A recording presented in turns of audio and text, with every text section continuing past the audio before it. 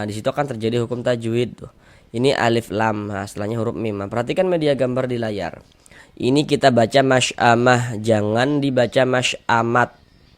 Nah, mengapa begitu?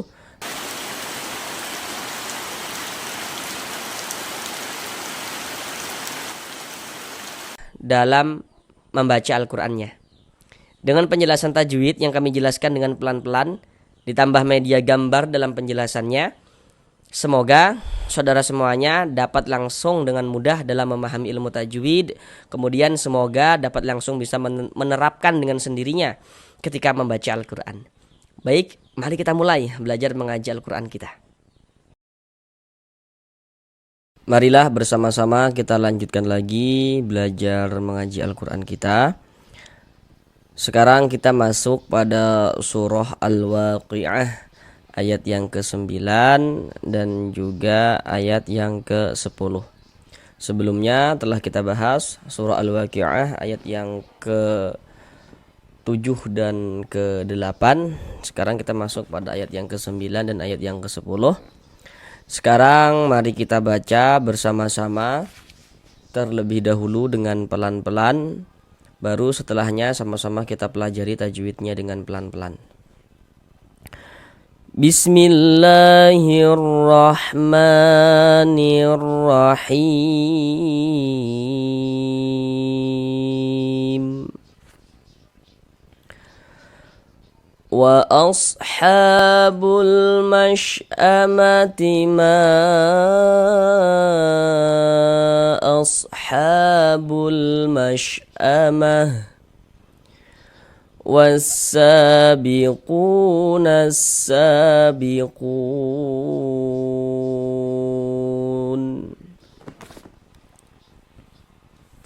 Mari kita uraikan tajwidnya dengan pelan-pelan. Pertama, ha dibaca panjang. Wa asha. Kenapa kok ha dibaca panjang? Perhatikan rumus 3 yang warna hijau. Kalau kita mengaji Al-Quran bertemu dengan huruf, di atasnya ada tanda seperti ini, tanda alif kecil seperti ini, atau harokat fathah berdiri. Harokat fathah bentuknya itu kan dia baris satu miring di atas huruf nih, harokat fathah atau tanda baca fathah. Tapi kalau harokat fathah bentuknya berdiri seperti ini, berbentuk alif kecil seperti ini, menandakan huruf itu kalau di atasnya ada tanda seperti ini dibaca panjang. Misalnya ha dibaca panjang, mad tabi'i panjang 2 harokat sesuai rumus 3 yang warna hijau.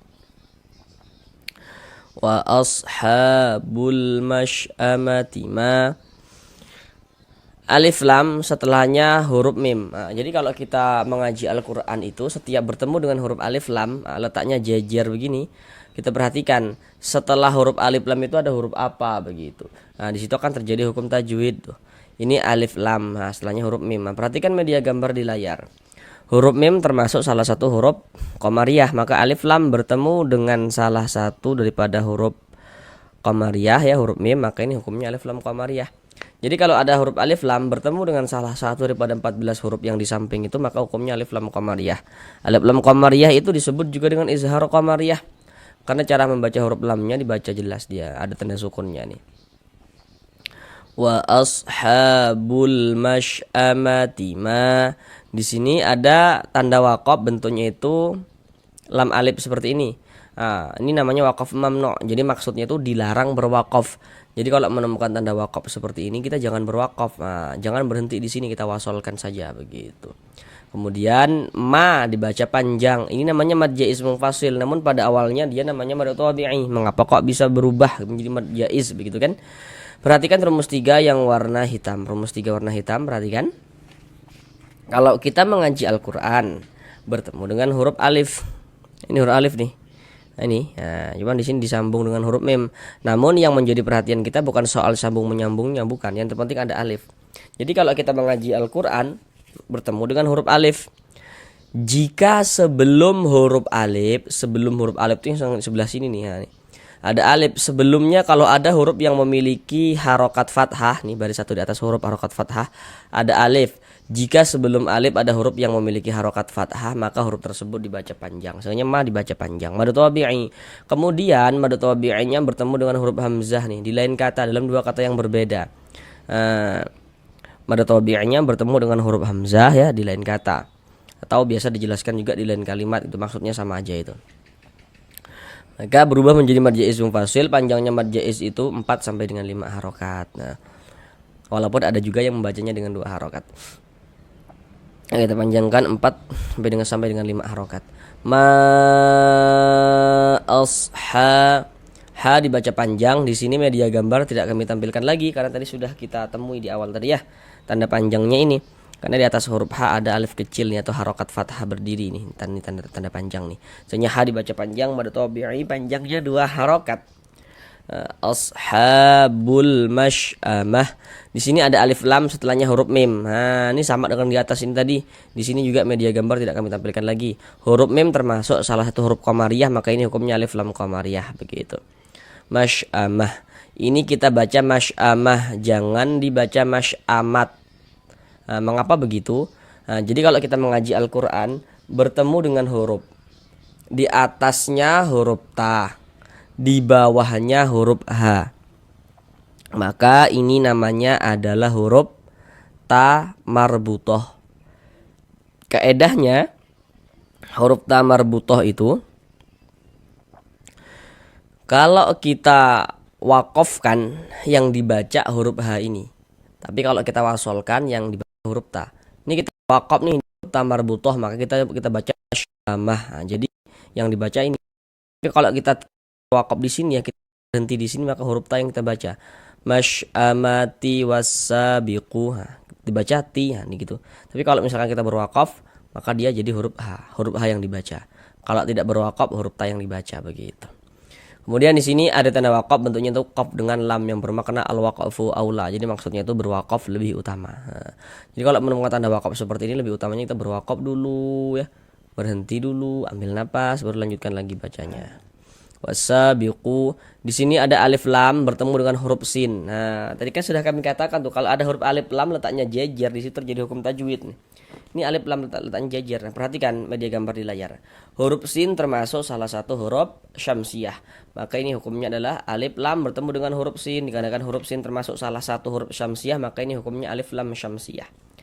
Alif lam syamsiyah itu disebut juga dengan idgham syamsiyah karena cara membaca huruf lamnya dibaca idgham. Nah, jadi kita baca wasabiqu, dari wa langsung masuk ke huruf sin ini. Nah, atau kalau lebih mudahnya lagi seperti ini. Kalau ada huruf alif lam letaknya jajar begini, ini alif, ini lam letaknya jajar.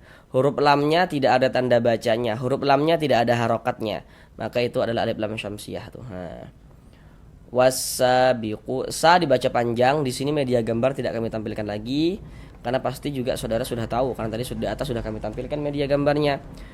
Tanda panjangnya sa apa ini? Alif kecil ini atau harokat fathah berdiri. Sa dibaca panjang, mad tabi'i panjang 2 harokat. Kalau pada media gambar yang telah kami terangkan di atas tadi itu sesuai dengan rumus 3 yang warna hijau.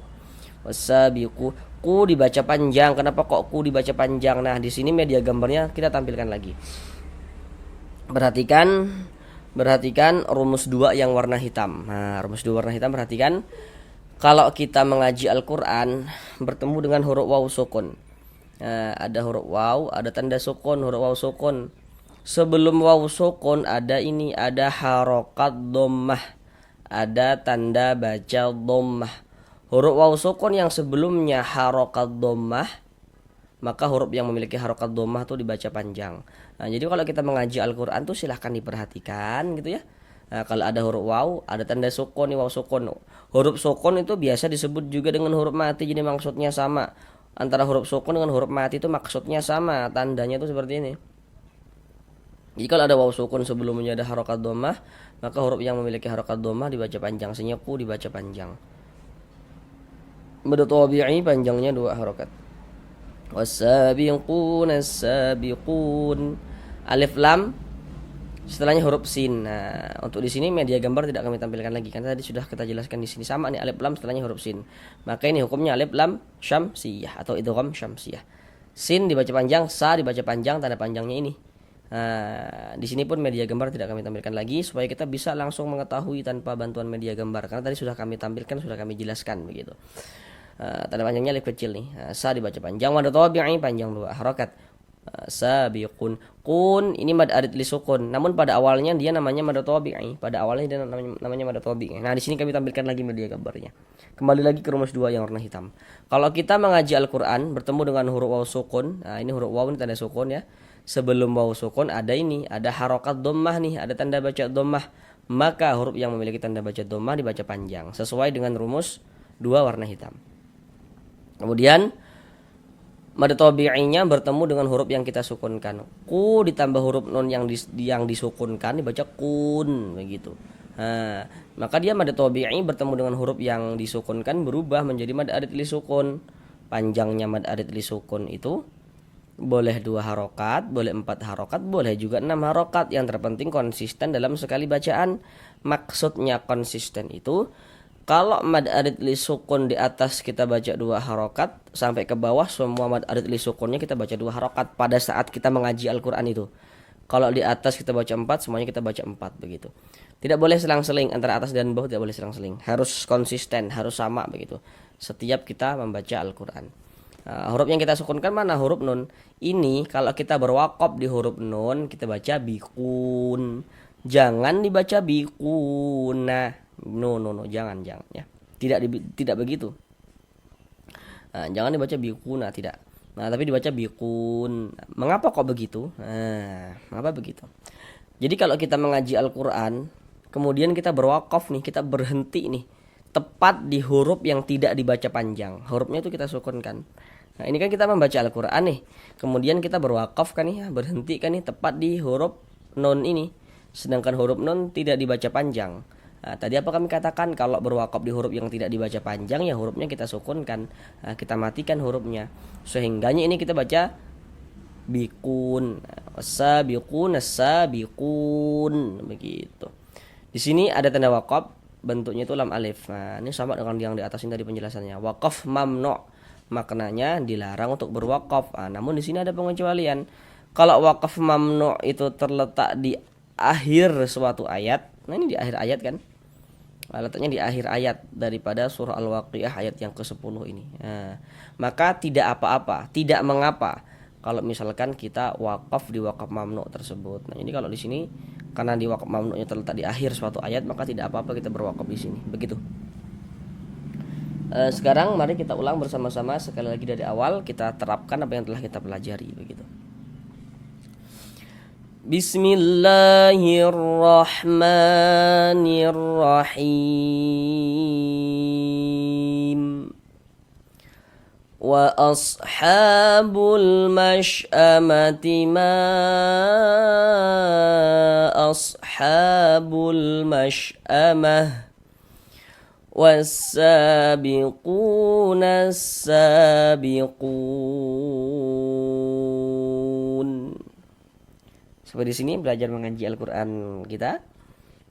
Kami selalu mendoakan semoga yang belum lancar bisa segera lancar, yang belum memahami ilmu tajwid semoga bisa segera memahami ilmu tajwid. Kemudian jika ada yang belum jelas dari apa yang kami sampaikan, dari penjelasan yang kami sampaikan ya, silakan tuliskan saja pada kolom komentar ya, di mana yang belum jelasnya yang kami sampaikan tadi. Kemudian nanti akan coba kami jelaskan kembali pada kolom komentar.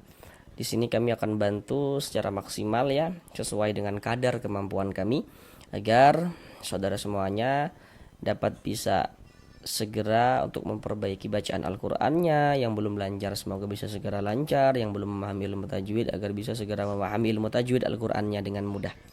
Terima kasih. Assalamualaikum warahmatullahi wabarakatuh.